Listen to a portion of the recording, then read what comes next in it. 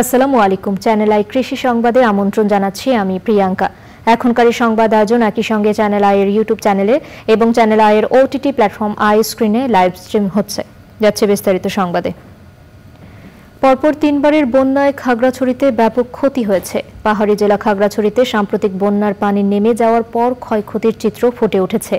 গ্রামীণ সড়ক অবকাঠামো, কৃষিখাত ও কাঁচা ঘরবাড়ি বেশি ক্ষতিগ্রস্ত হয়েছে।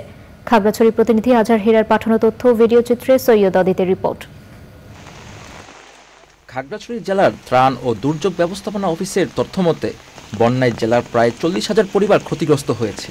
বন্যার পানি নেমে যাওয়ার পর স্পষ্ট হচ্ছে ক্ষতচিহ্ন। কাঁচা ও আধাপাকা ঘরবাড়ি নষ্ট হয়েছে, পচে গেছে জমির ফসল। প্রথম একটা বন্যা আছে, বন্যায় আমার তিত করালা, রক মেলুন, তারপরে হচ্ছে তরমুজ, এগুলো সব নষ্ট, একদম বন্যায় পানিতে নিয়ে গেছে। ধান করলাম 6 খানির মতো, আমাদের সবই এরপরের যে আকস্মিক বন্যা হলো পরপর দুইবার আমাদের বন্যায় আমাদের সব একদম আমাদের নিঃস্ব করে ফেলছে, একদম মানে কোনো কিছুই নাই। বন্যায় ব্যাপক ক্ষতির মুখে পড়েছে জেলার কৃষি খাত। কৃষি বিভাগের তথ্য বলছে শুধুমাত্র কৃষিতেই ক্ষতি হয়েছে প্রায় 67 কোটি টাকা। খাগড়াছড়ি 63,315 হেক্টর ফসলি জমির মধ্যে 3,101 হেক্টর জমির ফসল পুরোপুরি নষ্ট হয়ে গেছে। 2,150 হেক্টর আমন সম্পূর্ণ ক্ষতিতে পরিণত হয়েছে। এছাড়া আমাদের আউশ আমাদের একদম পাকা অবস্থায় ছিল এবং এরকম 2,813 হেক্টরের মধ্যে আমাদের প্রায় 613 হেক্টর জমি আমাদের সম্পূর্ণ আউশ নষ্ট হয়েছে। খাগড়াছড়ি 9 উপজেলায় বন্যায় পানিতে ভেসে গেছে পুকুর ও দিঘির মাছ। অবকাঠামোগত ক্ষতিও হয়েছে অনেক। মৎস্য খাতে ক্ষতির পরিমাণ 18 কোটি টাকারও বেশি। 311 মেট্রিক টন মাছ পুকুর থেকে বেরিয়ে গেছে এবং 37 লক্ষ পোনা ক্ষতিগ্রস্ত হয়েছে এবং অবকাঠামোর ক্ষতি হয়েছে। বন্যায় অনেক গবাদি পশু মারা গেছে, সেই সঙ্গে ভেসে গেছে হাঁস মুরগির খামার। এছাড়া ঘাসের জমি বন্যার পানিতে ডুবে যাওয়ায় ক্ষতির মুখে পড়েছেন খামারিরা। গরু ছাগল মারা যাচ্ছে, এই তথ্যগুলো আমরা সংগ্রহ করতেছি এবং তাদেরকে আমরা চিকিৎসা সেবা দেওয়ার চেষ্টা করতেছি এবং আমরা সেটা চিকিৎসা সেবা দিয়ে যাচ্ছি। কৃষকদের ক্ষতি পুষিয়ে নিতে সার, বীজ ও ধানের চারা প্রণোদনা দেওয়ার কথা জানিয়েছে কৃষি বিভাগ। সৈয়দ অদিত, চ্যানেল আই, ঢাকা। ঝালকাঠিতে প্রক্রিয়াজাত পেয়ারা বিপণনের সম্ভাবনা বিষয়ে আঞ্চলিক কর্মশালা হয়েছে। এতে প্রধান অতিথি ছিলেন কৃষি বিপণন অধিদপ্তরের মহাপরিচালক মোহাম্মদ মাসুদ করিম। বিশেষ অতিথি ছিলেন বরিশালের উপপরিচালক এস.এম. মাহবুব আলম। সভায় ঝালকাঠি পেয়ারা চাষি, সাংবাদিক, উদ্যোক্তা ও কৃষি বিভাগ সহ অন্যান্য বিভাগের কর্মকর্তা সহ 50 জন অংশ নেন।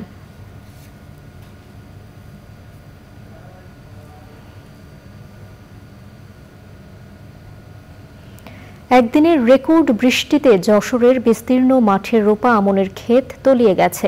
24 আগস্ট জেলায় টানা 14 ঘন্টায় 228 মিলিমিটার বৃষ্টিপাত হয়েছে। জেলার 7,220 হেক্টর জমিতে আমন ধান সহ বিভিন্ন ফসলি জমির ব্যাপক ক্ষতি হয়েছে। যশোর প্রতিনিধি আকরামুজ্জামানের রিপোর্ট।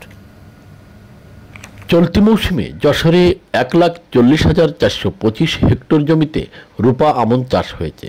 অন্যান্য বছরে পানি স্বল্পতার পাশাপাশি নানা বৈরী আবহাওয়ার কারণে কৃষক সময় মতো আমন আবাদ করতে না পারলেও এবছর আবহাওয়া অনুকূলে থাকায় অনেকটা আগেভাগেই আমন ধান রোপণ চাষ শুরু করে। ইতিমধ্যে জেলার প্রায় 90% জমির ধান রোপণ সম্পন্ন হয়েছে।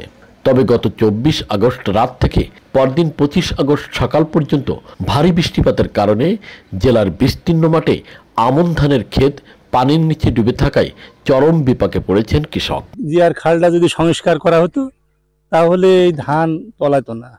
হাজার হাজার বিঘে ধান সব নষ্ট হয়ে যাচ্ছে। প্রত্যেক বছরে আপনার আছে এই তলাই যাচ্ছে এইভাবে।